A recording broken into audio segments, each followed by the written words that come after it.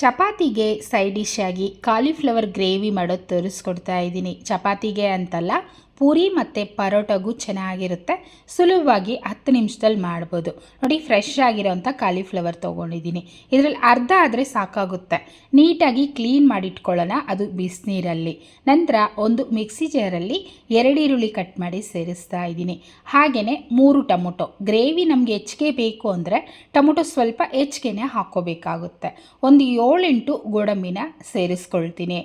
ನಂತರ ಶುಂಠಿ ಬೆಳ್ಳುಳ್ಳಿ ಹಾಕ್ಕೋಬೇಕು. ಶುಂಠಿ ಕಡಿಮೆ ಹಾಕಬೇಕು, ಬೆಳ್ಳುಳ್ಳಿ ಹೆಚ್ಚಿಗೆ ಹಾಕಬೇಕು. ಒಂದು 5-6 ಎಸಲಷ್ಟು ಬೆಳ್ಳುಳ್ಳಿ, 2 ಇಂಚಷ್ಟು ಶುಂಠಿ ಸೇರಿಸ್ಕೊಳ್ತಿದ್ದೀನಿ. ಇದರಲ್ಲಿ ನೀರೇನು ಹಾಕೋದು ಬೇಡ, ಹಾಗೆಯೇ ಮೆತ್ತಗೆ ಪೇಸ್ಟ್ ಮಾಡಿಟ್ಕೊಳ್ಳೋಣ. ನಂತರ ಕಡಾಯಿ ಬಿಸಿ ಮಾಡಿಕೊಂಡು 3 ಸ್ಪೂನಷ್ಟು ಎಣ್ಣೆ ಹಾಕ್ತಾಯಿದ್ದೀನಿ. ಬಟರ್ ಹಾಕ್ಕೊಂಡ್ರೆ ಅಂತೂ ಇನ್ನೂ ಚೆನ್ನಾಗಿರುತ್ತೆ. ಚಕ್ಕೆ ಲವಂಗ, ಅರ್ಧ ಟೀ ಸ್ಪೂನ್ ಸೋಂಪು ಹಾಕಿ ಕರಿಬೇವನ್ನು ಸೇರಿಸ್ತಾ ಇದ್ದೀನಿ. ಇದು ಚೆನ್ನಾಗಿ ಘಮ ಬಂದ ನಂತರ ಖಾರದ ಪುಡಿ 1 ಟೀ ಸ್ಪೂನ್, ಧನಿಯಾ ಪುಡಿ 1 ಟೀ ಸ್ಪೂನ್, ಅರ್ಧ tea spoon garam masala, 1/4 tea spoon ಅರಿಶಿನ. ಮೊದಲೇ ನಾವು ಎಣ್ಣೆ ಜೊತೆ ಈ ಪುಡಿಗಳೆಲ್ಲ ಹಾಕ್ಬಿಟ್ಟು ಮಿಕ್ಸ್ ಮಾಡ್ಕೊಳ್ಳೋದ್ರಿಂದ ಟೇಸ್ಟ್ ಚೆನ್ನಾಗಿರುತ್ತೆ. ಹಾಗೆ ಗ್ರೇವಿನೂ ಕಲರ್ ಚೆನ್ನಾಗಿ ಬರುತ್ತೆ. ಆದರೆ ಸೀದಿಸಬಾರ್ದು. ರುಬ್ಬಿಟ್ಟಿರೋ ಅಂಥ ಮಸಾಲ ಪೇಸ್ಟನ್ನು ಹಾಕ್ಕೊಂಡು ಚೆನ್ನಾಗಿ ಬೇಯಿಸ್ಕೋಬೇಕು, ಒಂದು 10 ನಿಮಿಷನಾದರೂ. ನೋಡಿ, ನಾವು ಟೊಮೊಟೊ ಹಸಿ ಹಾಕಿರೋದಲ್ವ, ಆ ಟೊಮೊಟೊ ಹಸಿ ಸ್ಮೆಲ್ಲು ಪೂರ್ತಿ ಹೊಟ್ಟೋಗಬೇಕು. ಟೊಮೊಟೊ ಏನಾದರೂ ಹಸಿ ಸ್ಮೆಲ್ ಬಂತು ಅಂದರೆ ಗ್ರೇವಿ ತಿನ್ನೋಕ್ಕೆ ಚೆನ್ನಾಗಿರೋದಿಲ್ಲ. ಒಂದು 10 ನಿಮಿಷ ನಾವು ಬೇಯಿಸ್ಕೊಂಡ್ರೆ ಈ ಥರ ಗಟ್ಟಿಯಾಗಿ ಎಣ್ಣೆ ಸೈಡಲ್ಲಿ ಬಿಟ್ಕೊಳ್ಳುತ್ತೆ. ಈಗ ಬಟಾಣಿ, ಹಸಿ ಬಟಾಣಿ, ನಾಟಿ ಬಟಾಣಿ ಹಾಕ್ಕೊಳ್ತಾ ಇದ್ದೀನಿ.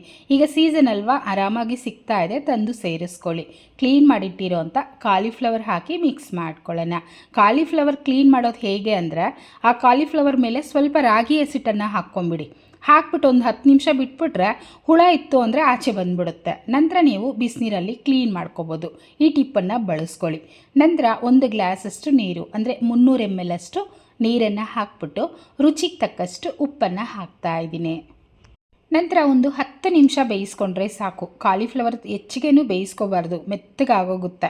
ಅದರಿಂದ 10 ನಿಮಿಷ ನಾನು ಬೇಯಿಸ್ಕೊಳ್ತೀನಿ. ಇದೇ ಸೇಮ್ ಮೆಥಡಲ್ಲೇ ನೀವು ಮಶ್ರೂಮಲ್ಲೂ ಮಾಡ್ಕೋಬೋದು. ಈಗ 10 ನಿಮಿಷ ಆಗಿದೆ, ನಾನು ಓಪನ್ ಮಾಡಿ ತೋರಿಸ್ತಾ ಇದ್ದೀನಿ. ನೋಡಿ, ಪರ್ಫೆಕ್ಟಾಗಿ ಬಂದಿದೆ ಅಲ್ವಾ. ಗ್ರೇವಿ ಥಿಕ್ನೆಸ್ಸು ಅಷ್ಟೇ, ಕಾಲಿಫ್ಲವರು ಕರೆಕ್ಟಾಗಿ ಬೆಂದಿದೆ.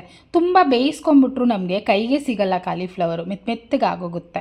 ಈಗ ಕೊತ್ತಂಬರಿ ಸೊಪ್ಪನ್ನು ಹಾಕಿ ಮಿಕ್ಸ್ ಮಾಡಿ ನಾವು ಚಪಾತಿ ಜೊತೆ ಸರ್ವ್ ಮಾಡ್ಕೊಳ್ಳೋಣ. ಪೂರಿಗೆ, ಪರೋಟಾಗೆ ಎಲ್ಲದಕ್ಕೂ ಸಖತ್ತಾಗಿರುತ್ತೆ ಫ್ರೆಂಡ್ಸ್. ಸಿಂಪಲಾಗಿ ಮಾಡ್ಬೋದಲ್ವ.